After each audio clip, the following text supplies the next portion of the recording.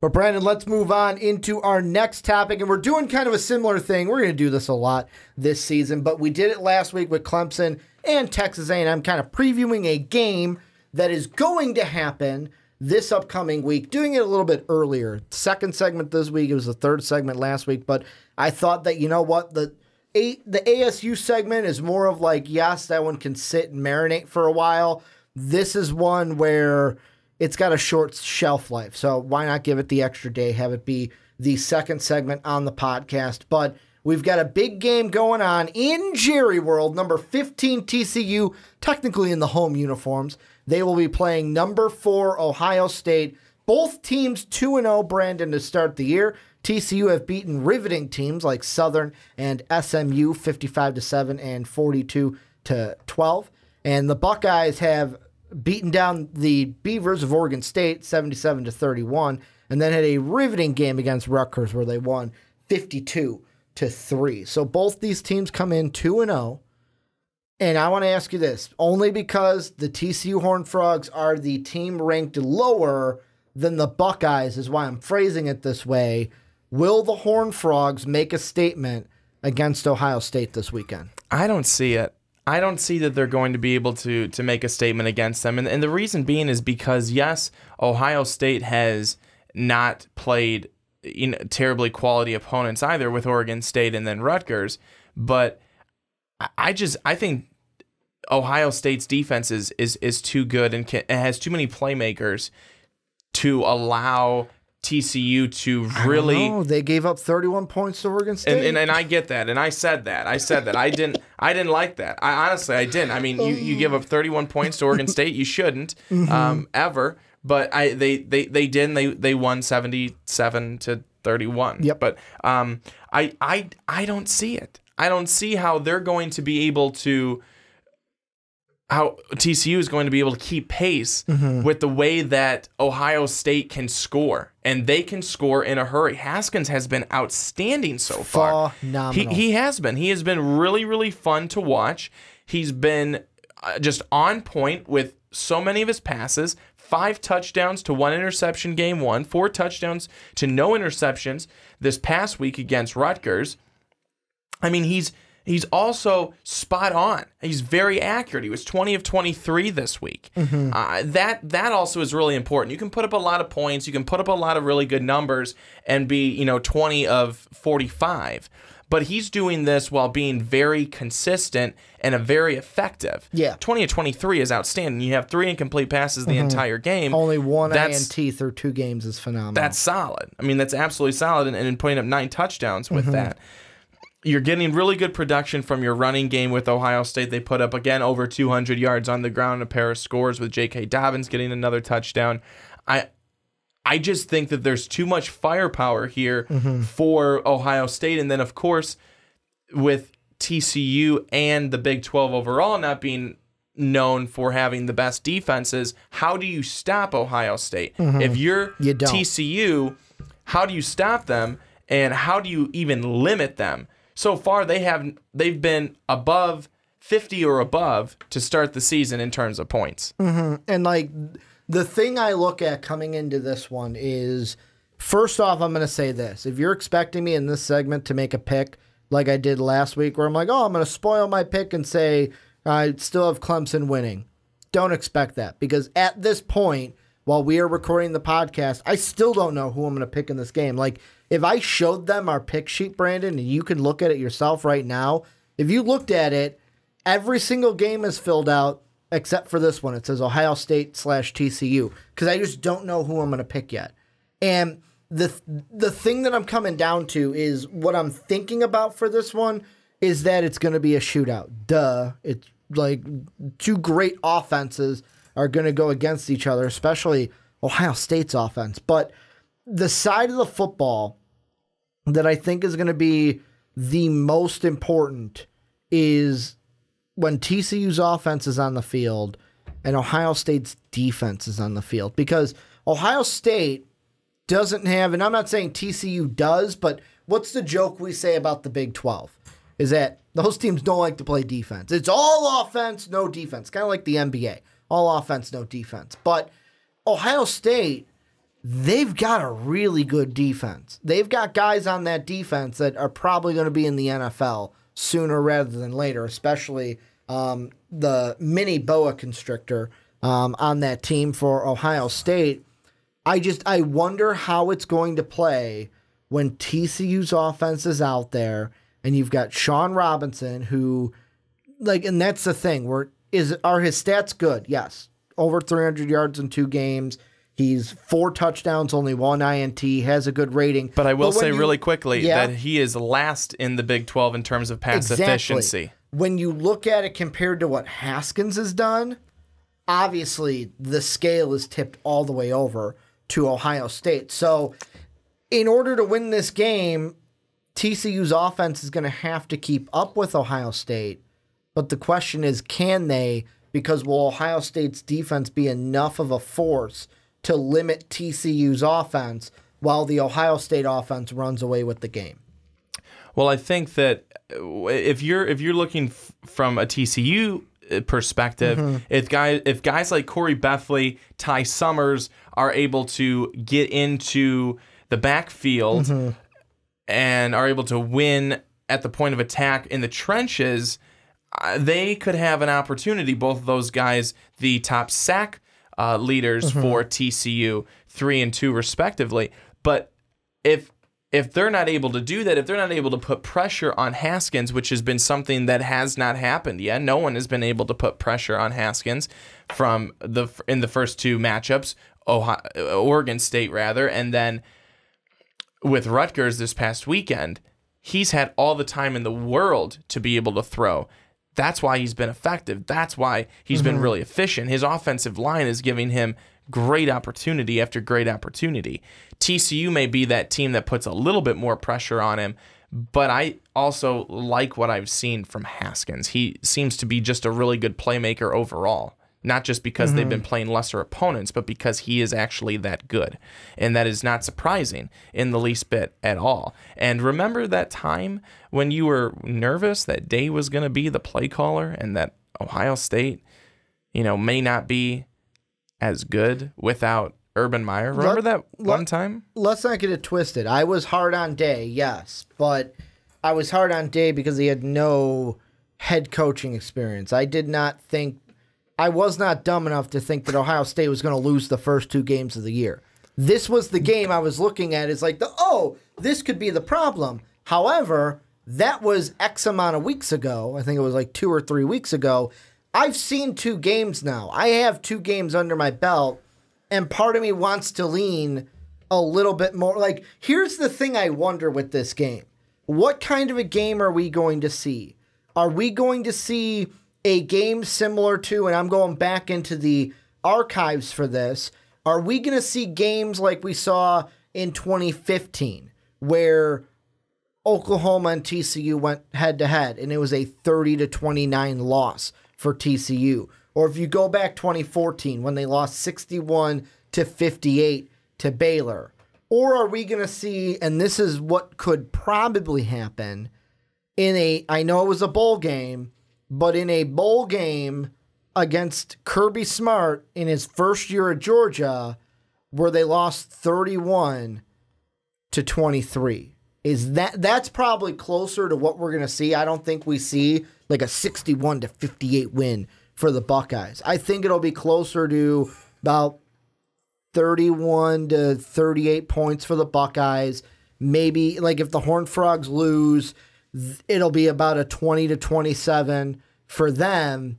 That means if TCU wants to win, they either have to do one of 2 things. They either have to keep up with the Buckeyes and score more points than them, which is easier said than done, or the defense, like you said, has to buckle down a little bit, stop the Buckeyes, get that offense off the field so that TCU can go ahead and score points. And I know this isn't the best, this doesn't play into what the Big 12 is, but part of me wonders if TCU in this one, if they look to a little bit of, they've got, because right now they've got 3 guys. They've got Sean Robinson, who's the quarterback. He has over 100 rushing yards, only on 10 carries.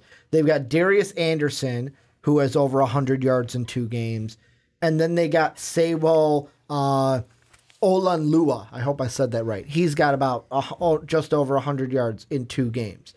I wonder if they lean on the running game a little bit, and I know none of them have like 100 in one game, but if they lean on the run game a little bit, slow the offense down, not necessarily slow the offense down, but slow the pace down to where it's like, you know what? We're not going to let Ohio State's offense beat them because we're not going to let them on the field. I don't think that happens. It's not going to TCU's not going to completely change their philosophy in order to beat Ohio State. But I wonder if they try that from the start. Like, hey, we're going to take some shots downfield, but it's not going to be, we're not going to look like Oregon out there. It's not just going to go boom, boom, boom, score as fast as we can because of how dominant Ohio State's offense has been. Let's rest our defense as well as keep their offense off the field. And that's why maybe third down conversions are going to be huge for TCU in this one. If they can convert most of those third down, keep Ohio State's defense on the field, that might be it. Keep the offense up, keep the opposing offense off the field, work and just chip away at that Ohio State defense to where hopefully they get weak when it comes to fourth quarter, when it comes to winning time in the football game. Well, TCU is ranked number 1 in terms of scoring defense in the Big 12. I mean, takeaways help. We talked about it in the first segment. Yeah, absolutely. So that's where they're ranked there. They're 3rd in rushing defense. They're 1st in passing defense. And again, I think that one of the things that is going to be interesting is how they're able to pass against this Ohio State defense. How are they going to do there? And because so far they're 7th in the Big Ten in passing efficiency, they haven't been all that effective. That's one of the I would say points of, I don't want to say concern, but one of the spots where you look at it and you go, Sean Robinson hasn't been great to this point, but will he step up in this big game against Ohio State? We'll have to see. But I think that they're going to have to be able to throw if they're going to want to keep up with the Buckeyes because they have not seen, TCU has not seen a team like Ohio State to this point. To be fair, though, on the other side, Ohio State has not seen a team with the talent level that TCU has. They saw Oregon State, yes. They saw Rutgers, yes. 2 Power 5 schools, but they didn't see a Power 5 talent level. I mean, to be honest, I mean, they really didn't see one of the better. They haven't seen a TCU type talent team yet. The last time TCU had seen a team like Ohio State, you're dating back to last year with the Baker Mayfield Sooners, and they saw them twice that year. Lost in Normal, Oklahoma, 38-20. Lost in the Big Ten title game, 41-17. It was no contest against the Sooners. And maybe you could say, well, Oklahoma State is a high-power offense, but it's just Oklahoma State, wrong OSU, basically, is what you're looking at there. And if you go back even further, the Oklahomas just beat TCU more times than not as I'm looking back. And even, some high-powered offenses do get to TCU. But if I'm TCU, the film that I'm really looking at, take that Rutgers film and just throw it out the window. The reason why I'm throwing it out the window is, yes, you can see what Ohio State does well in that game, but Rutgers could not run the ball. You had their leading rusher only had 10 carries in that game. They had 31 carries total out of all their guys. And Sitkowski, who is basically, I believe he's a true freshman, starting at quarterback for them, only 18 passes, 38 yards, was nothing. They took him out of that game, and that is why. And I'm not saying they ripped it, pulled him out, set him on the bench. I'm saying the Ohio State defense took him out of that game, made him a non-factor. But if you look at the Ohio State game, and I know it's or the Oregon State game, if you look at that game, you love to say after week 1, how do you give 31 points to Oregon State? If I'm TCU, I'm looking at that, and I'm going, okay, how did Oregon State put up 31 points against Ohio State? Because if I'm TCU, I'm confident that this Gary Patterson defense can hold the Buckeyes to under 77 points. I don't think it's going to be like the TCU defense is not the same as the Oregon State defense. And yes, there's a weather delay in that. First off, yes, Ohio State won the time of possession by like 3 minutes, but Oregon State still had 28, almost 29 minutes of game time with the ball. That's number one. You got to win the possession clock. The more time your offense has with the ball, the less times Haskin has with it, the less chances he gets to hurt you. It's kind of like you referenced the NFL earlier. It's like when you go up against Tom Brady and Aaron Rodgers. How do you beat them? You sit them on the bench. That's what you do. When they're off the field, they can't hurt you, basically, is what it is. Number two, don't turn over the football. Oregon State had 2 fumbles lost, but at the same time, they forced 2 turnovers. So if you could keep the turnover battle equal or win the turnover battle, that is number 2. And like you said, TCU leads the league right now in scoring defense. That is what they need to lean on. That is what they need to go at in this game.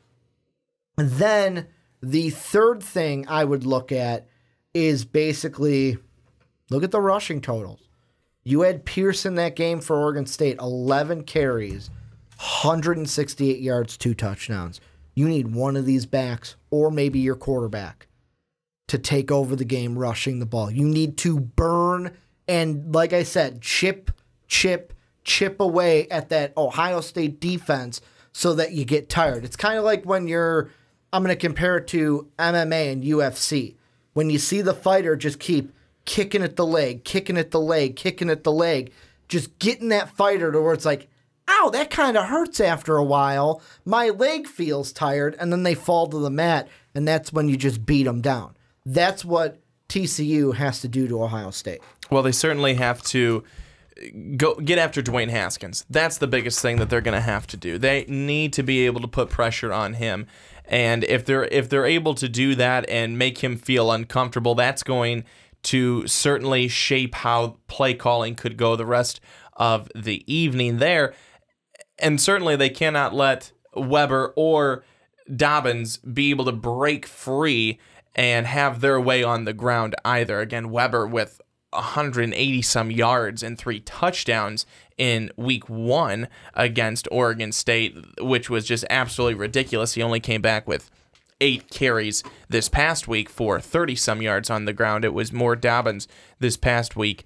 But that, like you mentioned, to your point, Ricky, you have to be able to look at that and say, okay, how do you take some of these things away? How do you limit some of these things? And I'll say it again, as I mentioned in the first segment, is turnovers. It's going to be which defense is able to win the turnover battle. That's going to be very important. And which offense is going to be more effective and more efficient. I mean, I know that those are very simple things to say with not a lot of analysis behind them, but that's about what you have to do. You need to take care of the football and make bigger plays. Here's the last 2 things I'm going to bring up. The first one is, let's see, I'm going to go TCU to AT&T Stadium. We're going to bring Google Maps in for a little football analysis. It is about as of right now at 5:48 on a Monday evening. It would take me about 24 minutes to drive from TCU to AT&T Stadium. I'm not going to look up how far it is from Ohio State because it's a lot farther. It's about a plane ride and then a car ride or a bus ride over to the stadium. That's number 1. Yeah, it's a neutral site, but TCU, it's right in your backyard. It is right in the Dallas-Fort Worth area. It is in your backyard. It should almost be like, if I'm going to compare it to a week 1 game, it should almost feel like that Auburn-Washington game thinking the same thing. Where, yeah, Washington came into that game, but it was an Auburn-heavy crowd in that stadium. That's how it should feel in AT&T Stadium, but I know there will be more Ohio State Buckeye fans there because they will travel for this game, but you better hope that there are more TCU fans in that stadium. Number 2, you mentioned scoring defense. I'm going to mention scoring offense to end my point. There is only one team after 2 games, and I know it's only 2 games. There is only one team after 2 games that is averaging more points than the Ohio State Buckeyes. And the only reason they're averaging more is because they've only played 1 game, and they scored 66 points in that game. It's Toledo. Toledo is the only team that is averaging more points per game than the Buckeyes. But like I said, they only played 1 game as against a cupcake probably. Ohio State has the best scoring offense in the country after 2 games. You look at TCU, yeah, they're no joke, but they're at 14 right now. It is 64.5 for Ohio State. It is 48.5 for TCU. TCU needs to chip away at that defense, keep the Buckeyes' offense off the field, and then obviously convert on 3rd down, convert in the red zone, and they should be able to have a shot to win this game. Any final thoughts before we move on into good old Arizona State and Herm Edwards? I think that we're going to see a probably pretty good football game in this one. I would like to think that Ohio State is the better team going into this ball game. And definitely the favorite. And I think, they're a heavy favorite. But Gary Patterson's teams, they love being able to be underdogs and prove people why they shouldn't be. So that's what they have going for them, and they seem to work best in those types of environments. Well, this is where you guys come in. Let us know what you think down below in the comment section for this game. What do you think about Ohio State? What do you think about TCU? Can the Horned Frogs upset and make a statement against the Buckeyes this weekend in Jerry World? Let us know what you think down below in that comment section.